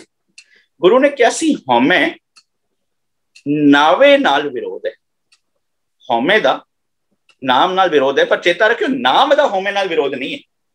ਪਰ ਇੱਕ ਚੀਜ਼ ਹੈ ਹਉਮੈ ਨਾਵੇ ਨਾਲ ਵਿਰੋਧ ਹੈ, ਦੋਏ ਨਾ ਬਸੇ ਇੱਕ ਥਾਂ। ਇੱਕ ਥਾਂ ਤੇ ਦੋਨੋਂ ਬਸ ਨਹੀਂ ਸਕਦੇ। ਜੇ ਤੂੰ ਕੁਦਰਤੀ ਨਿਯਮ ਦੇ ਅਨੁਸਾਰ ਜ਼ਿੰਦਗੀ ਜੀਣਾ ਚਾਹੁੰਦਾ ਹੈ ਨਾ, ਇਸ ਕਰਕੇ ਤੈਨੂੰ ਹੋਂ ਨੂੰ ਮਾਰਨਾ ਪਏਗਾ, ਪਰ ਸਮਝਣਾ ਪਏਗਾ ਉਹ ਕਿਹੜੀ ਕਿਹੜੀ ਭੇਖ ਧਾਰਨ ਕਰਕੇ ਆਂਦੀ ਪਈ ਹੈ। ਤਾਂ ਹੀ ਤਾਂ ਗੁਰੂ ਨੇ ਕਿਹਾ, ਬਾਬਾ ਕਬੀਰ ਕਹਿੰਦੇ ਨੇ ਕਬੀਰ ਆਈ ਮੁਝੇ ਪੈ ਅਨਕ ਕਰੇ ਕਰ ਭੇਸ। ਪਰ ਇੱਕ ਚੀਜ਼ ਹੋਈ ਹਮ ਰਾਖੇ ਗੁਰ ਆਪਣੇ ਉਨ ਕੀਨੋ ਆਦੇਸ਼। ਰੱਖਿਆ ਹੋ ਸਕਦੀ ਸੀ ਕਿਸ ਚੀਜ਼ ਤੋਂ? ਹੋਂ ਤੋਂ। ਪਰ ਇੱਕ ਪੱਲੀ ਫਿਰ ਇੱਥੇ ਰੱਖੀ। ਅਗਰ ਹੋਂ ਇੱਕ ਇਤਨੀ ਵੱਡੀ ਪ੍ਰੋਬਲਮ ਸੀ, ਪਰ ਹੋਂ ਦੇ ਨਾਲ ਜ਼ਿੰਦਗੀ ਜੀਣ ਵਾਲੇ ਦਾ ਕਿਰਦਾਰ, ਉਹਦੀ ਜੀਵਨ ਸ਼ੈਲੀ ਕਿਉਂ ਜੀ ਹੋਏਗੀ?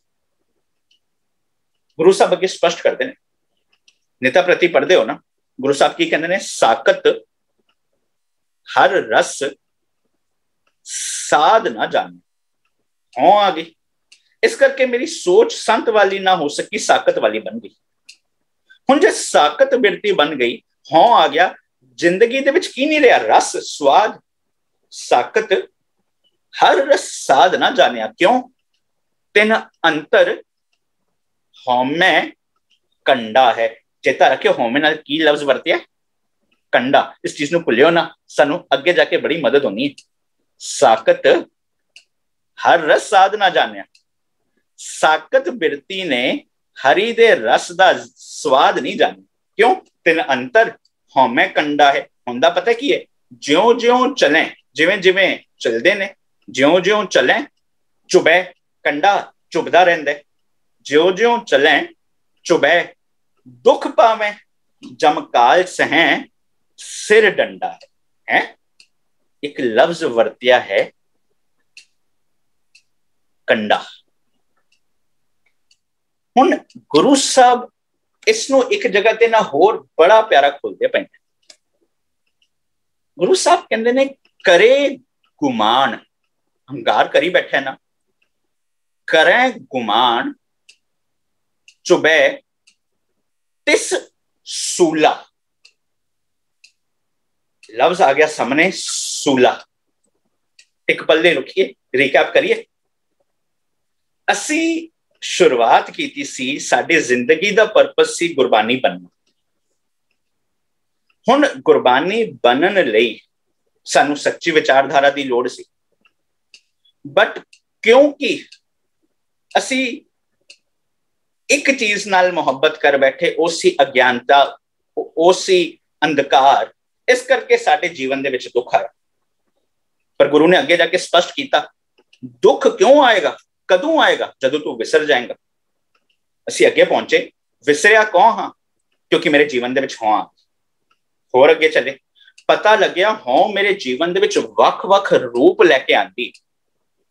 ਹੋਰ ਅੱਗੇ ਚੱਲੇ, ਪਤਾ ਲੱਗਿਆ ਪਤਾ ਹਾਂ ਇੱਕ ਕੰਡੇ ਵਾਂਗ ਹੈ। ਉਹ ਜਿਹੜਾ ਕੰਡਾ, ਮਨੁੱਖ ਜਦੋਂ ਉਸ ਕੰਡੇ ਵਾਲੇ ਰਾਹ ਤੇ ਚੱਲੇ, ਕੰਡਾ ਚੁੱਭਦਾ ਹੈ, ਹਾਂ ਮੇਰੇ ਜੀਵਨ ਦੇ ਵਿੱਚ ਕੋਈ ਕੰਮ ਕਰਦੀ ਹੈ, ਮੈਨੂੰ ਹਰ ਜਗ੍ਹਾ ਤੇ ਜਾ ਕੇ ਚੋਬਾ ਮਾਰਦੀ ਰਹਿੰਦੀ ਹੈ, ਮੈਨੂੰ ਬੜਾ ਪਰੇਸ਼ਾਨ ਕਰਦੀ ਹੈ, ਮੈਂ ਤੜਪ ਤੜਪ ਕੇ ਉਸ ਕੰਡੇ ਤੋਂ ਪਰੇਸ਼ਾਨ ਹੁੰਦਾ। ਹੋਰ ਅੱਗੇ ਪਹੁੰਚੇ, ਇੱਕ ਪੰਕਤੀ ਸਾਹਮਣੇ ਆਈ, करे गुमान चुभे तिस सूला। पुराने ਸਮਿਆਂ ਅੰਦਰ, ਮੀਡੀਵਲ ਟਾਈਮਸ ਦੇ ਅੰਦਰ ਵੀ ਜਦੋਂ ਕਿਸੇ ਨੂੰ ਸਜ਼ਾ ਦੇਣੀ ਹੋਵੇ, ਉਸ ਵਕਤ ਆਪ ਕਿਸੇ ਨੂੰ ਸਜ਼ਾ ਦੇਣ ਲਈ ਮਾਰ ਦੇਣਾ, ਜਾਨੂ ਮਾਰ ਦੇਣਾ, ਇੱਕ ਬੜਾ ਹੀ ਅਹਿਮ ਜੀ ਬਾਤ ਸੀ। ਤੇ ਬਿਲਕੁਲ ਆਮ ਤੌਰ ਤੇ ਬੰਦਿਆਂ ਨੂੰ ਇੱਕ ਅਲੱਗ-ਅਲੱਗ ਤਰੀਕੇ ਨਾਲ ਮਾਰਿਆ ਜਾਂਦਾ, ਕਿਉਂਕਿ ਬਿਲਕੁਲ ਡਿਕਟੇਟਰਸ਼ਿਪ ਸੀ ਤੇ ਲੋਕਾਂ ਨੂੰ ਡਰਾਉਣ ਲਈ ਵੀ ਨਾ ਬੜੇ ਹੀ ਇੱਕ ਡਰਾਵਨੇ ਮਾਰਨ ਦੇ ਟੈਕਨੀਕਸ ਲੱਭੇ ਜਾਂਦੇ। ਕਿਉਂ? ਤਾਂ ਕਿ ਦੁਨੀਆ ਨੂੰ ਇਹ ਮੈਸੇਜ ਜਾ ਸਕੇ ਕਿ ਜੇ ਤੁਸੀਂ ਮੇਰੀ ਸੋਚ ਤੋਂ ਉਲਟ ਜਾਓਗੇ, ਤੁਹਾਡਾ ਹਸ਼ਰ ਵੀ ਇਹੀ ਹੋਵੇ।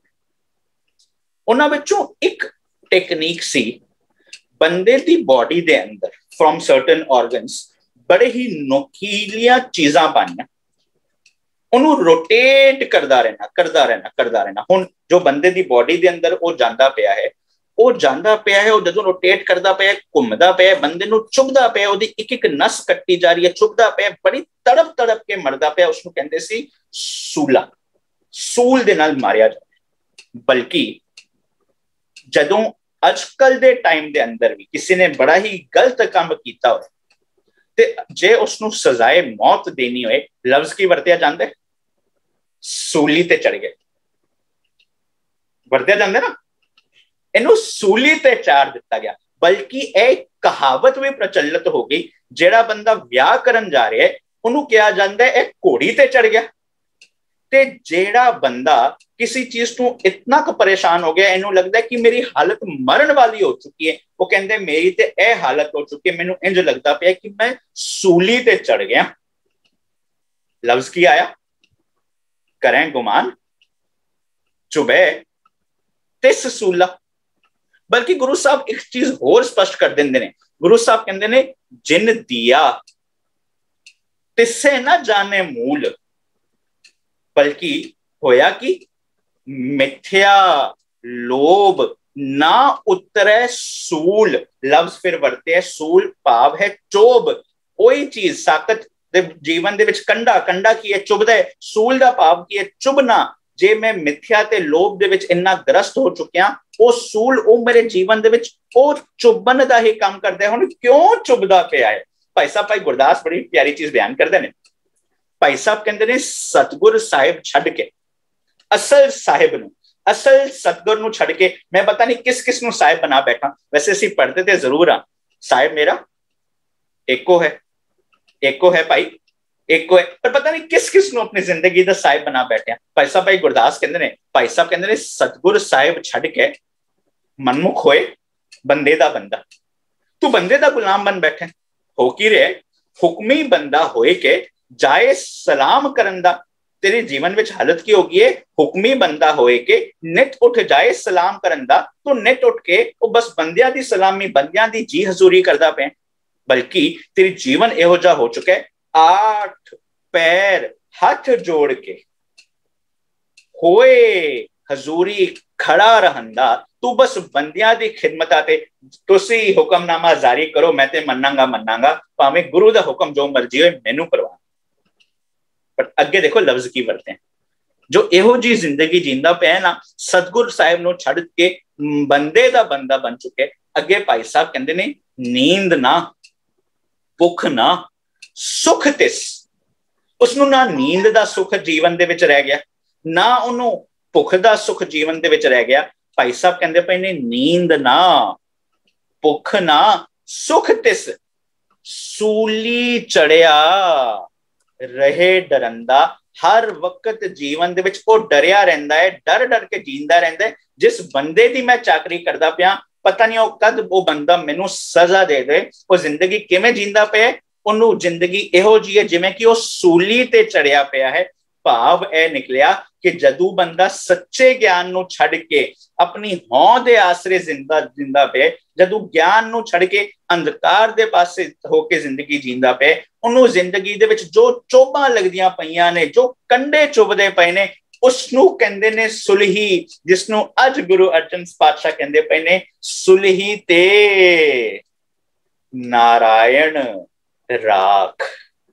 ਜੋ ਮੈਨੂੰ ਚੋਭਾਂ ਲੱਗਦੀਆਂ ਪਈਆਂ ਨੇ, ਜੋ ਕੰਡੇ ਚੁਭਦੇ ਪਏ ਨੇ, ਸਾਖਤ ਹਰ ਸਾਧ ਨਾ ਜਾਣਿਆ ਤੇ ਅੰਤਰ ਹਉਮੈ ਕੰਡਾ ਹੈ। ਉਹ ਕੰਡਾ ਸੀ, ਇਸ ਕਰਕੇ ਕਹਿੰਦੇ ਪਏ ਨੇ ਕਰੇ ਗੁਮਾਨ, ਤੂੰ ਗੁਮਾਨ ਕਰ ਬੈਠੇ ਹੋਏਗਾ ਕਿ ਚੁਬੈ ਤਿਸ ਸੂਲਾ, ਤੈਨੂੰ ਉਹ ਸੂਲਾਂ ਚੁਭਣੀਆਂ। ਇਸੇ ਤੇ ਕਹਿੰਦੇ ਪਏ ਨੇ ਸੂਲੀ ਤੇ ਨਾਰਾਇਣ ਰਾਖ। ਨਾਰਾਇਣ ਕੀ ਹੈ? ਨਰ ਪਲਸ ਆਇਨ। ਆਇਨ ਦਾ ਭਾਵ ਕੀ ਹੈ? ਘਰ। ਨਰ ਦੇ ਘਰ ਵਿੱਚ ਕੀ ਹੈ? ਗੁਰੂ ਸਾਹਿਬ ਕਹਿੰਦੇ ਨੇ ਨਾ, ਘਰ ਹੀ ਮੈਂ ਅੰਮ੍ਰਿਤ ਭਰਪੂਰ ਹੈ। ਨਾਰਾਇਣ ਕੌਣ ਹੋਇਆ? ਉਹ ਅੰਮ੍ਰਿਤ ਦੀ ਵਿਚਾਰਧਾਰਾ। ਅਸੀਂ ਲੱਭ ਨੂੰ ਲੱਭਣ ਜਾ ਰਹੇ ਹਾਂ ਨਾ ਕਿ ਰੱਬ ਬਾਹਰ ਹੈ, ਪਰ ਗੁਰੂ ਸਾਹਿਬ ਨੇ ਕੀ ਕਿਹਾ? ਜੋ ਬ੍ਰਹਮੰਡੇ ਸੋਈ ਪਿੰਡੇ। ਜੋ ਬ੍ਰਹਮੰਡ ਦੇ ਵਿੱਚ ਨਿਯਮ ਕੰਮ ਕਰਦਾ ਪਿਆ, ਤੇਰੇ ਜੀਵਨ, ਤੇਰਾ ਪਿੰਡ, ਤੇਰੇ ਸਰੀਰ ਦੇ ਵਿੱਚ ਵੀ ਕੰਮ ਕਰਦਾ ਪਿਆ। ਜੋ ਬ੍ਰਹਮੰਡੇ ਸੋਈ ਪਿੰਡੇ। ਪਰ ਇੱਕ ਚੀਜ਼ ਹੈ, ਜੋ ਖੋਜੈ ਸੋ ਪਾਵੇ। ਉਹ ਰੱਬ ਨੂੰ ਖੋਜਣ ਨਾ ਜਾਈ, ਰੱਬ ਗਵਾਚਾ ਨਹੀਂ ਹੈ, ਗਵਾਚਾ ਤੂੰ ਹੈ। ਜਦੋਂ ਤੈਂ ਆਪਣੇ ਆਪ ਦੀ ਖੋਜ ਕੀਤੀ, ਤੈਨੂੰ ਪਤਾ ਲੱਗਿਆ ਉਹ ਨਾਰਾਇਣ ਤੇ ਮੇਰੇ ਅੰਦਰ ਹੀ ਹੈ। ਜਦੋਂ ਮੈਂ ਉਸ ਨਾਰਾਇਣ ਦੇ ਅੰਮ੍ਰਿਤ ਦੇ ਫਲਸਫੇ ਤੋਂ ਉਲਟ ਜੀਂਦਾ ਪਿਆ ਸੀ, ਮੈਨੂੰ ਇਹ ਸੁਲੀ ਆ ਕੇ ਚੁਭਦੀ ਪਈ ਸੀ। ਪਰ ਜਦੋਂ ਨਾਰਾਇਣ ਦੇ ਫਲਸਫੇ ਨੂੰ ਸਮਝ ਪਿਆ ਤੇ ਨਤੀਜਾ ਕੀ ਨਿਕਲੇਗਾ? ਇੱਕ ਦਿਲੋਂ ਪੁਕਾਰ, ਦਿਲੋਂ ਅਰਦਾਸ ਨਿਕਲੇਗੀ, ਸੁਲਹੀ ਤੇ ਨਾਰਾਇਣ ਰਾਖ। हे ਨਾਰਾਇਣ, ਮੈਨੂੰ ਇਹ ਸੁਲਹੀ ਤੋਂ ਬਚਾ ਲਿਓ। ਰੱਖਿਆ ਕਿਸ ਚੀਜ਼ ਤੋਂ ਚਾਹੀਦੀ ਹੈ ਜੀ? ਗੁਰਬਾਣੀ ਸਪਸ਼ਟ ਕਰਦੀ ਹੈ ਨਾ, ਰਾਖ ਲਿਓ ਹਮ ਤੇ ਬਿਗਰੀ। ਮੇਰੇ ਕੋਲ ਭੁੱਲ ਹੋ ਗਈ ਹੈ। ਕਿਹੜੀ ਭੁੱਲ ਹੋਈ ਹੈ?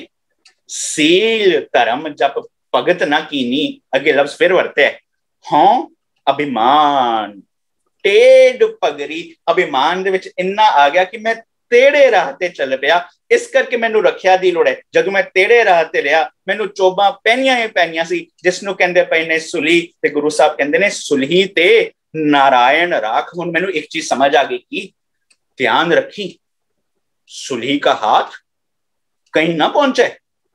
ए जो साकत वाली सोच है, जो हों वाली सोच है, जो तेरी जिंदगी दे विच कंडे पेन क्रिएट करती पई है, तू तड़प तड़प के मरदा पिया ना, इहदा जो असर है वो तेरे सारे इंद्रिय ज्ञान इंद्रिय ते ना पहुंच जाए। चेता रखी, सुलही का हाथ ए जो इंपैक्ट है कहीं ना पहुंचे, ए तेरे जीवन में इंपैक्ट ना कर बैठे। नहीं तो पता होएगा कि सुलही होए, जे ओ सुलही तू अपने जीवन दे विच बन गया, ओ पेन तू अपने जीवन दे विच ले आया, तू उसनू बचन दे यतन नहीं कीते, होएगा कि सुलही होए मुआ मर जासे। जे तेरे जीवन दे विच ओ पेन आ गया, ओ साकत वाली सोच आ गई, ओ कंडे आ गए, तू मर जाएगा। आत्मक मौते मर के परेशान होएगा, जिसनू गुरु साहब कहते ने जो बिन सतगुर सेवे खांदे पैंदे से मुए मर जामे कोड़े। ओ बंदे आत्मक मौत मरदे ही रहंदे ने। इस करके गुरु साहब कहंदे पए ने जे सुलही होए, जे सुलही दी सोच तेरे जीवन दे विच आई, तू आत्मक मौत मर जाएगा। सुलही होए मुआ, अगे कहंदे ने ना पाक, तू जीवन दे विच ना पाक अपवित्र मलीन बुद्ध वाला हो जाएगा। पर गुरु साहब अगे होर स्पष्ट कर देने ना, गुरु साहब कहते हैं पता है, तू नापाक पाक वाले राह ते चल सकते हैं, अपवित्र जिंदगी तू पवित्र जिंदगी वाला बन सकते हैं। बल्कि जदों मैं अल्लाह दी गल करा, जदों मैं रब दी गल करा, उदी परिभाषा ही पाक दे नाल कीती। गुरु साहब ने क्या सी ना, अल्लाह पाकम पाक है, शक करो जे दूसर होए। बल्कि गुरु अर्जन साहब ने स्पष्ट कर दिता सी, दीद ने दीदार साहिब कछ नहीं इसका मोल, पाक परवदगार तू, की लफ्ज वरते पाक पवित्र, मैल तू रहत, पाक परवदगार तू, खुद खसम वड्डा अतोल। और रब दी विचारधारा पाक सी, पर सुलही दी विचारधारा जे मेरे जीवन दे विच आ गई, मैं नापाक बन जावांगा। इस करके एक अरदास, एक अर्जोई, एक बेनती करते पे हाँ, सुलही ते नारायण राख, ए हों वाली सोच तू, ए साकत वाली सोच तू, नारायण मेरी रक्षा कर लो। मैनू एक चीज क्योंकि समझ आ गई है, सुलही का हाथ कहीं ना पहुंचे, ए सुलही का असर नू मैं अपने जीवन में पहुंचल ना दा। जे पहुंच गया सुलही होए मुआ, ओ मैं आत्मक मौत मर जाऊंगा, नापाक जिंदगी दा वारिस बन जाऊंगा। ए दिलों एक अरदास निकली, दिलों एक पुकार निकली। फिर नतीजा की निकलिया, पहले बंद विच गुरु साहब समझाते ने, गुरु साहब कहते ने, काड कुठार खसम सिर काटिया। हुन हथियार बाहर आया, हुन हथियार केड़ा आया? बाबा कबीर को पूछिए। बाबा कबीर एक चीज ना, वैसे ना बाबा कबीर एक चीज की परिभाषा बिल्कुल स्पष्ट कर देंगे ने, कबीरा जहां ज्ञान तहां धर्म है। धर्म है ही उत्थे जिथे ज्ञान, जिथे ज्ञान नहीं उत्थे अधर्म हो सकता है, वहम हो सकता है। पर असल धर्म की परिभाषा, जिस धर्म की परिभाषा गुरु ग्रंथ साहब की बानी कहती है, सर्व धर्म में श्रेष्ठ धर्म हर को नाम जप, निर्मल कर्म, और निर्मल कर्म करने वाला धर्म नहीं हो सकता। बाबा कबीर को पूछिए, बाबा कबीर ओ केड़ा हुन शस्त्र बाहर आया? बाबा कबीर कहते ने, ओ शस्त्र बाहर केड़ा है समझन तो पहले देखी जरा तेनू निशानी पता लग जाए उस शस्त्र ने काम की कीता।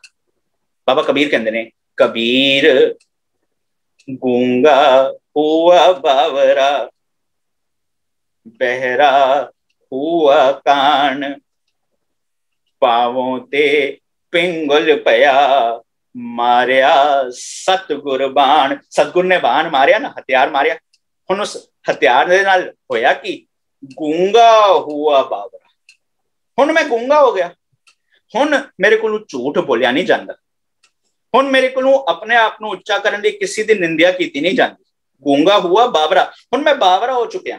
दुनिया दे जे अगर सोच तू समझिया जाए तो मैं कमला हो गया, बावरा हो गया। क्यों? क्योंकि हुन मैं बिना मतलब दे सुपरस्टिशंस तो, बिना मतलब दे दिखावे नु बिलीव नहीं करता, उस राह दे मैं चल ही नहीं सकता। क्यों? क्योंकि मैं यतन कर ले, पिछली बारी समझिया सी ना सी, ओ जतन बहुत सुख के किए, दुख को क्यों ना कोई। ओ दुख दी परिभाषा, ओ दुख दे यतन मैं करने शुरू कर देते। हुन दुनिया दे भावे मैं कमला हो चुके हैं। कबीर गूंगा हुआ बावरा, बहरा हुआ कान, हुन मेरे कान भी बहरे हो चुके ने। हुन ए कोई फालतू दिया चीज़ां सुनने दा मेरे को टाइम ही नहीं रहा, बल्कि पावों ते पिंगुल पया, मेरे पैर हुन गलत थां ते जांदे ही नहीं ने। I don't have energy, I don't have time to walk that path again. पावों ते पिंगुल पया, मारिया सतगुर बाण। सतगुर ने एक बाण मारिया, एक तीन मारिया, जिसनों कहंदे ने अनियाले अनिया राम राजे। वो अनियाला तीर मार दिता ते होएगा कि कबीर सतगुर सूर में। बाबा कबीर कहते हैं, अगर मेरी नजर तू देखो ना, मैनू ते सतगुर भी सूरमा तो घट नहीं नजर आता। कबीर सतगुर सूर में बाह्या बाण जो एक, उस गुरु ने भी ज्ञान दा अनियाला तीर मारिया। नतीजा की निकलिया? लागत ही पोए गिर परया, परा करे जे छेक। ओ ठीक जगह ते जा वजया। हुन नतीजा की निकलिया? नतीजा ए निकलिया कि मेरी हौं खत्म हो गई। काड कुठार खसम, खसम ने खसम किए, ये सच सबना का खसम है। हुन ओ सच ने जो एक कुठार कटिया, ओ कुहाड़ा कटिया, ओ ज्ञान दा जो एक यंत्र कटिया, होया कि काड कुठार खसम, खसम ने सच ने सिर काटिया। ओ जो मेरी सुलही वाली सोच सी वो खत्म कर देती। सिर दा भाव की है मत। जदू मेरा मन ओ करता ओ खसम बन गया, किमें बनेगा? सच नु धारण करके गोबिंद गोबिंद गोबिंद में गोबिंद रूप बन गया। हुन ओ ज्ञान जीवन दे विच आ गया। ज्ञान नाल की कीता? काड कुठार खसम सिर काटिया। हुन उदे जेड़ी मत सी पहला वाली सुलही वाली, ओ खत्म कर देती। पढ़दे हो ना, जो तो प्रेम खेलन का चाओ, अगे की सिर धर तली गली मेरी आओ। हुण सिर फिजिकल सिर हाथ दे विच रखे आने की गल है कि मत दी है ना जी। ताई तक क्या गुरु साहब ने, जिन हर हृदय नाम ना बसियो तिन मात कीजे हर बांझा। ए नहीं कहते पे कि कोई बायोलॉजिकल मदर बांझ हो जाए, ए कहते पे ने कि जिस हिरदे दे विच, जिस मत दे विच, जिस सिर दे विच, जिस सोच दे विच ओ नाम नहीं बसता पिया, ए कुदरती सच है। उदी मत, उदा थॉट प्रोसेस बांझ हो जाएगा, वो कंस्ट्रक्टिव प्रोडक्टिव ख्याल सामने लेके नहीं आ पाएगा। यही तो कह रहे ने गुरु साहब कहते पे ने, जदों मेरे दिलों अरदास निकली, दिलों पुकार निकली, जो मैं अंकारी होया फिरदा सी, जो मैं आफरे होया फिरदा सी, काड कुठार ओ ज्ञान दी कुठारी दे नाल खसम ने सिर काटिया। ओ मत नू, ओ सुलही दे थॉट प्रोसेस नू खत्म कर दिता। 1 सेकंड लग्या, खिनमै होए गया है खाक। हुण जो मैं आफरे होया फिरदा सी, जो मैं अंकारी होया फिरदा सी, हुण खाक भाव जिंदगी दे विच एक निमरता दा सुभाव आ गया। एंड मैं खाक नू अप्रीशिएट करना शुरू कर दिता। किवें? बाबा फरीद कहंदे ने ना, फरीदा खाक ना निंदिए, खाकू जेड़ ना कोए, जीवंदिया पैरां तले मोया ऊपर होए। की समझाया गया? खाक नू ना निंद। क्यों ना निंद? क्योंकि खाक वर्गी कोई चीज नहीं, धूड़ वर्गी कोई चीज नहीं। क्यों? क्योंकि जीवंदिया पैरां तले, जदों तू चलदा है ते वो तेरे पैर दे थल्ले, जदों तू मर जाएगा वो तेरे उत्ते पाता जांदा है, नो प्रॉब्लम। पर जदों समझण दी कोशिश करिए बाबा फरीद की कहंदे पे ने, ओ खाक नू, ओ विजडम नू, ओ धूड़ नू, जदों तुसी किसी राह ते चलो, उस राह ते जिहड़ी धूड़ मिट्टी पई हुंदी है, उड़दी है ना जी। इसी करके जिन्हां इलाकियां दे विच मिट्टी हुंदी है, उस जगह दे उस ते पानी पाया जांदा है ताकि धूड़ ना उड़े। जिस राह ते चलोगे, जो सच, जो तत्व ज्ञान, जो विजडम समझ आंदा पे, उसनू बाबा फरीद कहंदे पे ने खाक ना निंदिए। तेनू ये कीमती विचारधारा, झूठ क्यों बोलना, वो बिना मतलब दियां चीजां विच टाइम वेस्ट क्यों करना, क्यों जथेबंदियां दे भगत बन के रह जाना, तेनू ये छोटियां विचारधारा लगदियां पईयां ने ना। पर बाबा फरीद कहंदे पे ने नो नो नो नो, खाक ना निंदिए, खाकू जेड़ ना कोई। पता है क्यों? जीवन दे जदों तू अपनी हों नाल जींदा है ना पैरां तले, तेनू वो चीजां बड़ियां छोटियां नजर आनियां ने। पर मोया जदों तू अपनी हों नू मार दिता, अपनी होंद नू खत्म कर दिता, मोया ऊपर होए, तेनू पता लगेगा यार इस तों ते उच्ची कोई चीज ही नहीं सी।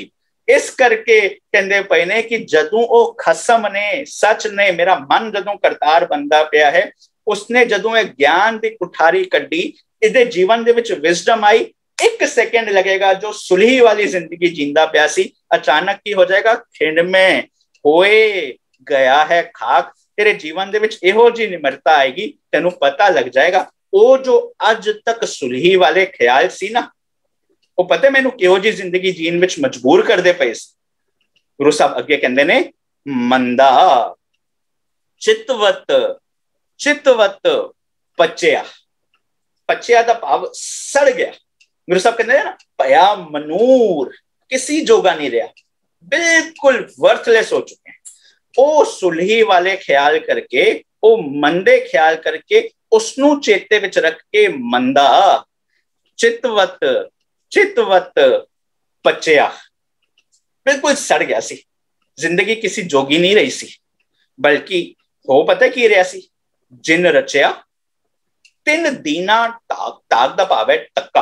हुण कुदरती है ना, एक सच है, जदों मेरा सुभाव सुलही वाला होएगा, हाँ वाला होएगा, एक कुदरती चीज है, मैं उस पासे नसांगा जेड़े पासे जाके मेरी हों नू पट्ठे पैन, धक्के ऑटोमैटिक पैणगे। सिंपल एग्जांपल नाल समझिए, जे मैं हर वक्त बहाने मारदा रहा, मैं अपनी मित्रताएं भी उन्हां लोगां नाल रखांगा जेड़े बहाने मारन विच एक्सपर्ट हो।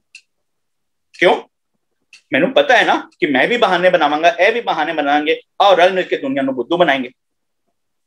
जे मैं एक दिखावे वाली जिंदगी जीना चाहता, मैं हर काम वही करांगा जो काम दे विच दिखावा होए। मेरी एक मित्रता भी उस पासे होएगी जिस मित्रता भी केवल दिखावे ते बिलीव कर दी है, जिसको गुरु साहब कहते हैं तुरदे को तुरदा मिले। ਉਹ ਬੰਦਾ ਆਪਣੇ ਰਲਦੇ ਮਿਲਦੇ ਖਿਆਲ ਵਾਲੇ ਨਾਲ ਲੱਭ ਹੀ ਲੈਂਦਾ। ਹੁਣ ਜਦੋਂ ਲੱਭ ਲੈਂਦਾ ਆਟੋਮੈਟਿਕਲੀ ਧੱਕੇ ਵੀ ਉਸ ਪਾਸੇ ਪਹੁੰਚਦੇ ਨੇ। ਹੁਣ ਜੇ ਬੰਦਾ ਹਰ ਵਕਤ ਨਸ਼ੇ ਦੇ ਵਿੱਚ ਬਿਲੀਵ ਕਰਦਾ, ਉਹਦੇ ਕੰਪੈਨੀਅਨ ਵੀ ਨਸ਼ੇ ਵਾਲੇ ਹੋਣਗੇ। ਕਿਉਂ? ਕਿਉਂਕਿ ਉਹ ਇੱਕ ਦੂਜੇ ਨੂੰ ਧੱਕੇ ਪਾਣਗੇ, ਆ ਚਲੀਏ ਕੀ ਫਰਕ ਪੈਂਦਾ। ਜੇ ਇੱਕ ਬੰਦਾ ਡਿਸਿਪਲਿਨ ਨਾ ਫੋਲੋ ਕਰੇ, ਉਹਨੂੰ ਦੂਜਾ ਬੰਦਾ ਕਿਹੋ ਜਿਹਾ ਮਿਲੇਗਾ?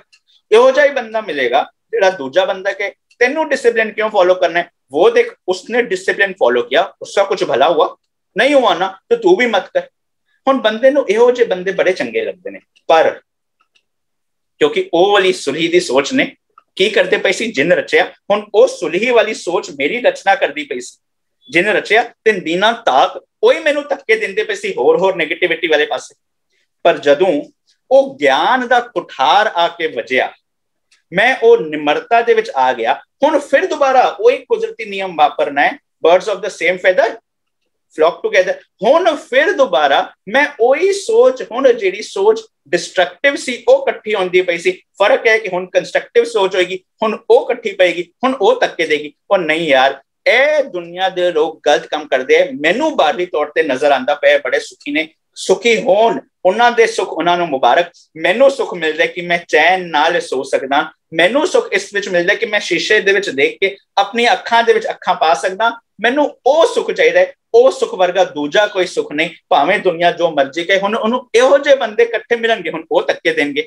पहले बहाने मारन वाले इकट्ठे मिलदे पए सी, हुण ओ झूठ वाले बहाने मारन वाले। हुण मैनू बर्दाश्त नहीं होंदा कि तू बहाने मारना चाहंदा, तू झूठ बोलना चाहंदा, तेनू लगदा है तू बड़ा चलाक है, चतुराई करन वाला है, तू दुनिया नूं धोखा दे सकदा है। पर मैनू समझ आ गया कि चतुराइयां दे नाल, सियाणपा नाल किछ कम ना आईए। और चतुराइयां चलाकियां किथे भी तेरे कम नहीं आनियां। वो चलाकियां चतुराइयां छड्ड दित्तियां, ओ हुण birds of the same feather flock together होया।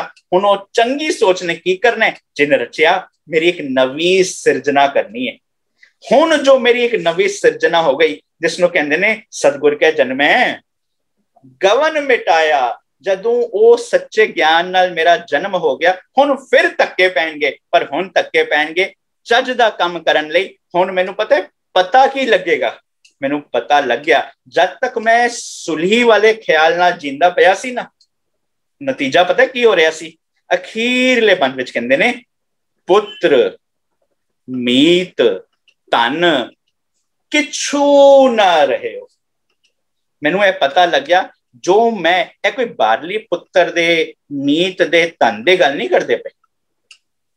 हो सकता है किसी दे कोल धन ना होए कि यह शब्द उसते नहीं टुकेगा, किसी दे बच्चे ना हो कि यह शब्द उसते नहीं टुकेगा। हो सकता है कोई इहो जिहा बंदा भी हो जिहदी दोस्ती यारी भी ना हो कि यह शब्द उसते नहीं टुकेगा। पर थाए साखी महापुरख बोल दे सांझी सगल जहान। हुण की कहंदे पे ने, ओ जो पुत्र आप बना बैठा सी ना सुलही दी सोच करके, जिसनों गुरबानी फिर स्पष्ट कर दी है, ऐसा कोई ना जन्म्यो अपने घर लावे आग। अगे की आया, पांचो लड़का जार के रहे राम लिव लाग। पंज लड़के केड़े ने, पंज पुत्र केड़े ने? काम क्रोध लोभ मोह अहंकार। पता की लग्या? ओ सुलही दी सोच कारण जो मैं पुत्र बना बैठा सी, जिसनों कहंदे पे ने कोहे लड़का बेचे लड़की बेचे कोई, ओ जो मैं काम क्रोध लोभ मोह अहंकार वाले पुत्र बना चुक्या सी, ओ पुत्र ने मेरा साथ नहीं निभाना, वो नहीं रहे हुण। क्यों? क्योंकि जीवन दे विच ज्ञान आना शुरू हो गया, उन्होंने मेरे साथ निभाना ही नहीं सी। अगे लफ्ज की वरते मीत। वैसे ना गुरबानी भी ना दो तरह की मित्रता का जिक्र करती है।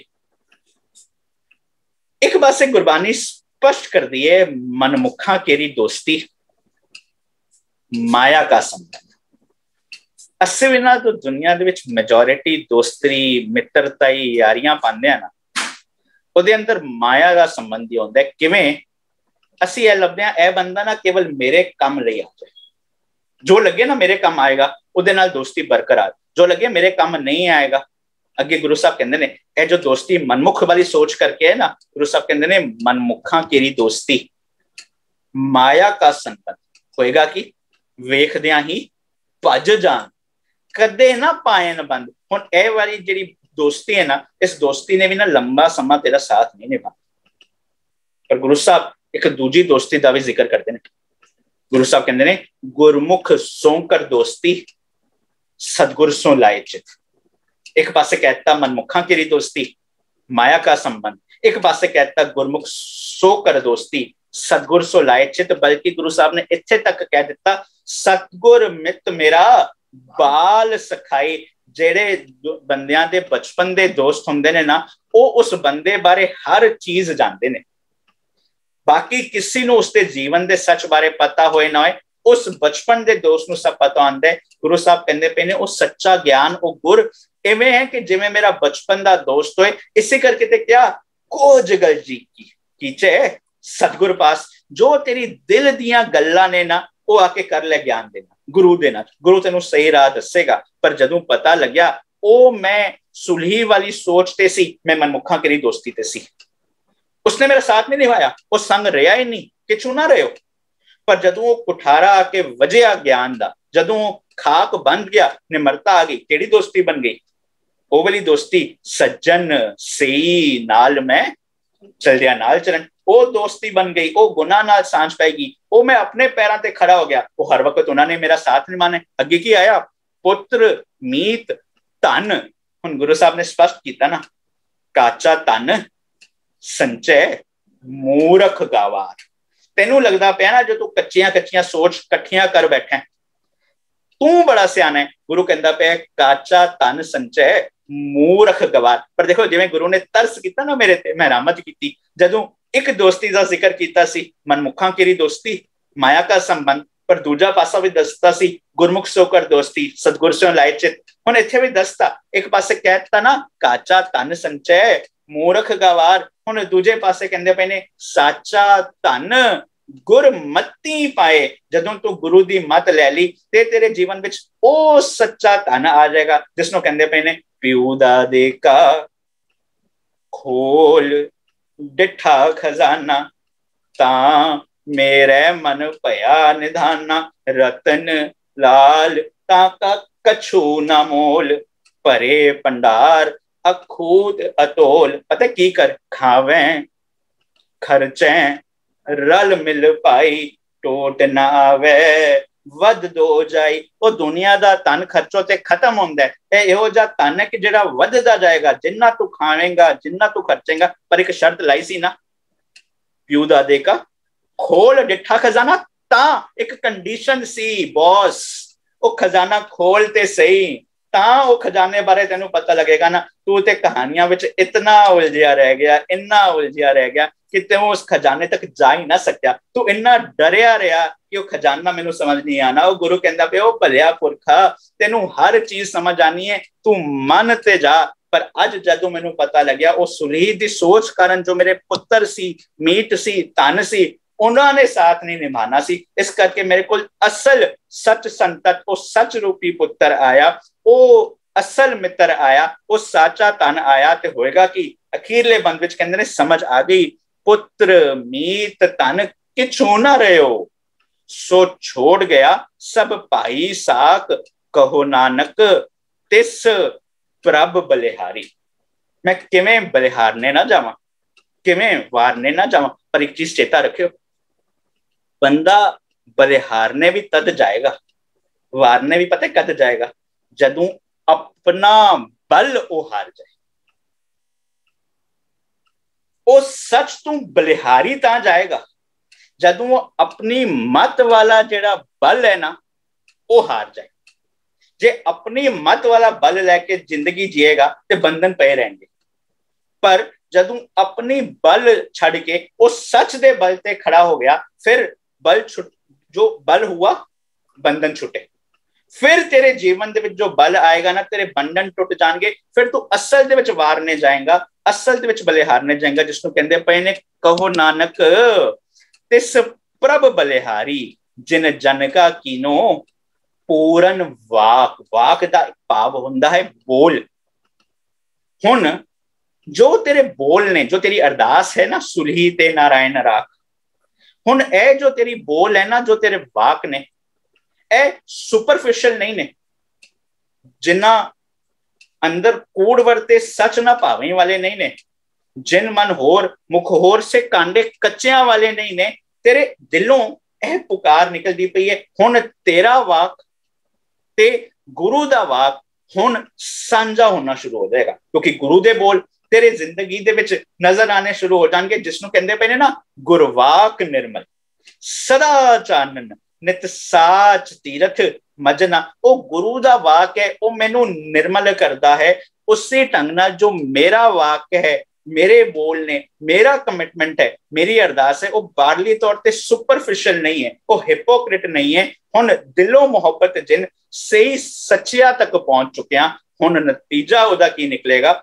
ਗੁਰੂ ਸਾਹਿਬ ਅਖੀਰ ਵਿੱਚ ਕਹਿੰਦੇ ਨੇ, ਕਹੋ ਨਾਨਕ ਤਿਸ ਪ੍ਰਭ ਬਲਿਹਾਰੀ, ਮੈਂ ਕਿਵੇਂ ਵਾਰਨੇ ਨਾ ਜਾਵਾਂ, ਕਿਵੇਂ ਬਲਿਹਾਰਨੇ ਨਾ ਜਾਵਾਂ, ਜਿਨ ਜਨ ਕਾ ਕੀਨੋ ਪੂਰਨ ਵਾਕ। ਜਦੋਂ ਹਿਪੋਕ੍ਰੇਸੀ ਛੱਡ ਕੇ ਮੈਂ ਅਸਲ ਦੇ ਵਿੱਚ ਦਿਲੋਂ ਪੁਕਾਰ ਕੀਤੀ ਸੀ, ਦਿਲੋਂ ਅਰਦਾਸ ਨਿਕਲੀ ਸੀ, ਫਿਰ ਉਹਦਾ ਨਤੀਜਾ ਕੀ ਨਿਕਲੇਗਾ? ਉਹ ਚੀਜ਼ ਪੂਰੀ ਹੋਏਗੀ ਹੀ ਹੋਏਗੀ।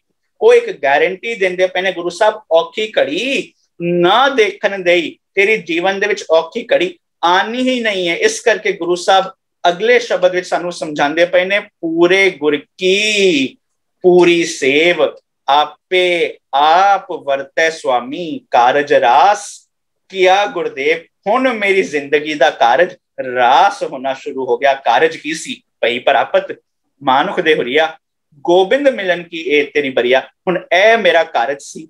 ਉਹ ਕਾਰਜ ਰਾਸ ਕਿਵੇਂ ਆਇਆ ਤੇ ਕਿਉਂ ਨਹੀਂ ਆਂਦਾ ਪਿਆ ਸੀ? ਕਿਉਂਕਿ ਜੀਵਨ ਦੇ ਵਿੱਚ ਸੀ ਪਾਪ ਦੀ ਸੋਚ।